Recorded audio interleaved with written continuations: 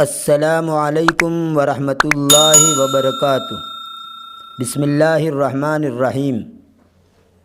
سامعین و ناظرین، ماجد کی کہانی کے 2 پارٹ آپ کے سامنے پیش کیے جا چکے ہیں۔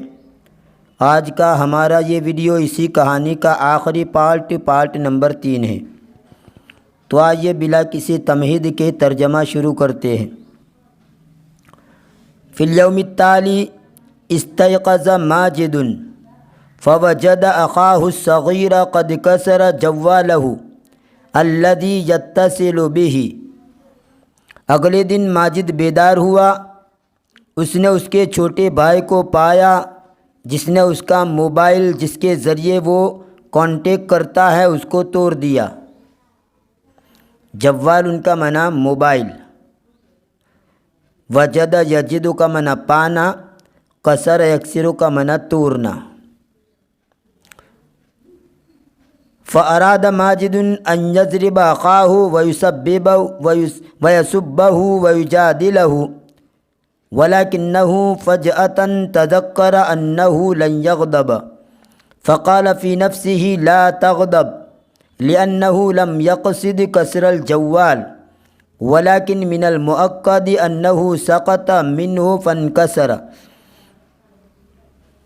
ماجد نے اس کے بھائی کو مارنے، گالی دینے اور جگرنے کا ارادہ کیا، لیکن اچانک اسے یاد آیا کہ وہ ہرگز غصہ نہیں کرے گا، لہٰذا اپنے دل میں کہا کہ غصہ مت کر، اس لیے کہ اس نے جان بوجھ کر یا قصداً اور ارادتاً موبائل نہیں توڑا، یقیناً اس سے گر کر وہ ٹوٹ گیا۔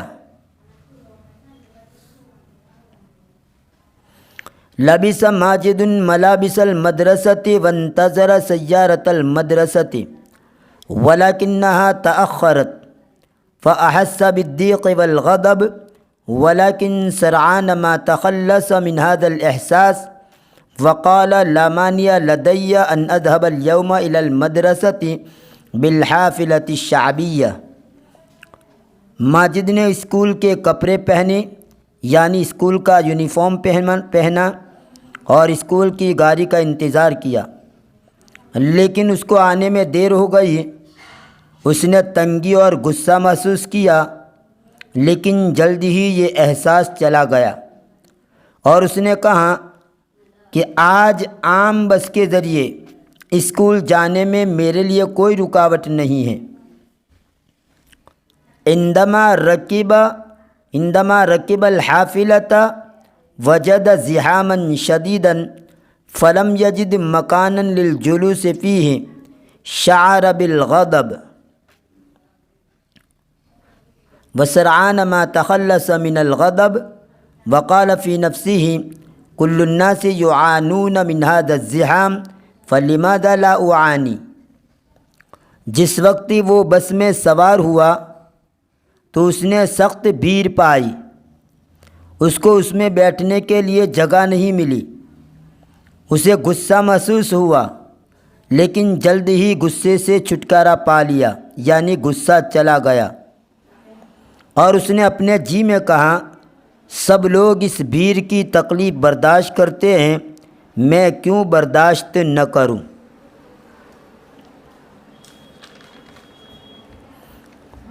عانا یعانی معانات، اس کا معنی ہے تکلیف کو جھیلنا، تکلیف کو برداشت کرنا۔ زحام کا معنی بھیڑ، حافلۃ یعنی بس، اور حافلۃ الشعبیہ یعنی عام بس، اپنی ذاتی نہیں بلکہ عام بس۔ حافلۃ الشعبیہ، عام جو کرائے پر لوگ بیٹھتے ہیں اس کو کہتے ہیں الحافلۃ الشعبیہ۔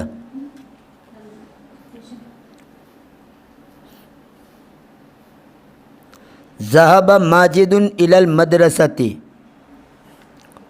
ماجد مدرسے کی طرف گیا۔ ودخل على زملائه ابتسم في وجوههم وصافحهم وعانقهم ثم اعتذر لهم عن غضبه وعصبيته وقال لهم انا آسف لأن كلماتي وأفعالي سببت لكم الألم فقبلوا اعتذارہ وسامحوہ۔ ماجد مدرسے کی طرف گیا اور اپنے ساتھیوں کے پاس آیا۔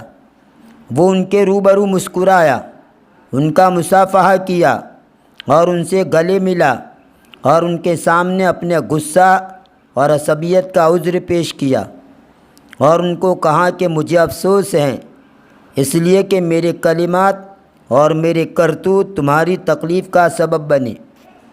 انہوں نے اس کا عذر قبول کیا اور اس سے درگزر کیا۔ سامح یسامح مسامحتاً کا معنی درگزر کرنا، اور اعتذر یعتذر اعتذاراً کا معنی عذر پیش کرنا۔ عانق یعانق معانقتاً معانقہ کرنا، بغل گیر ہونا۔ صافح یصافح مصافحتاً کا معنی مصافحہ کرنا، اور ابتسم یبتسم ابتساماً کا معنی مسکرانا۔ ثم لما انتهى اليوم الدراسي سلم على أصدقائه وودعهم وهو في أشد اشتياق لرؤيتهم في الغد، وعاد ماجد إلى بيته سعيدا مسرورا۔ پھر جب پڑھنے کا دن ختم ہو گیا تو اس نے اپنے دوستوں کو سلام کیا اور ان کو الوداع کیا، اس حال میں کہ وہ آئندہ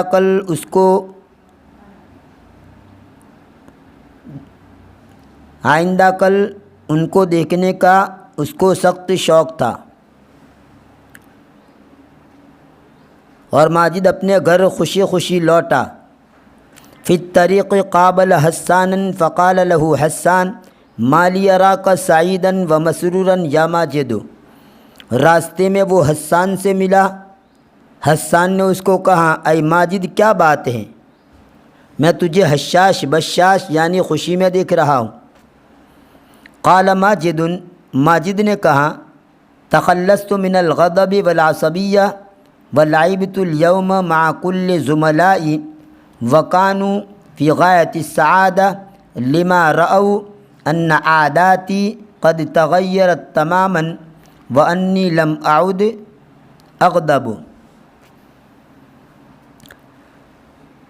ماجد نے کہا، مجھے غصہ اور عصبیت سے چھٹکارا مل گیا اور آج میں میرے تمام ساتھیوں کے ساتھ کھیلا اور وہ انتہائی خوشی میں تھے، میری ان عادتوں کو دیکھ کر جو پوری طرح بدل گئی، اور اس بات کو دیکھ کر کہ میں غصہ نہیں ہوا اور میں نے واپس غصہ نہیں کیا۔ قال حسان الم اقل لك یا ماجد ان الغضب سبب كل شر وان النبی صلی اللہ علیہ وسلم اوصى وقال لا تغضب۔ حسان نے کہا، اے ماجد کیا میں نے تجھ کو نہیں کہا تھا کہ غصہ ہر برائی کا سبب ہے، اور نبی صلی اللہ علیہ وسلم نے وصیت کی اور کہا کہ غصہ مت کر۔ قال ماجد اعدک یا حسان انی لن اغضب بعد اليوم ابدا وساحاول دائما کظم غیظی مہما حدث۔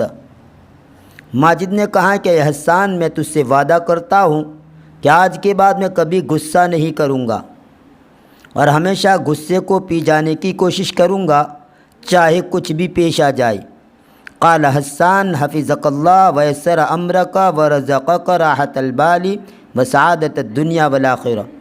حسان نے کہا، اللہ آپ کی حفاظت کرے اور آپ کے معاملے کو آسان کرے اور آپ کو دل کی راحت اور دنیا و آخرت کی سعادت و خوشی عطا فرمائے۔ اس واقعے سے ہمیں یہ سبق ملا کہ کبھی بھی ہمیں بے جا غصہ نہیں کرنا چاہیے، اپنے نفس کے اوپر کنٹرول کرنا چاہیے اور غصے کو قابو میں رکھنا چاہیے۔ تو ماجد کی کہانی کا یہ اختتام ہوا۔ انشاءاللہ آنے والی ویڈیو میں مزید کچھ نیا سیکھیں گے، تب تک کے لیے انتظار کیجیے، دعاؤں میں یاد رکھیے۔ فی امان اللہ، الی اللقاء۔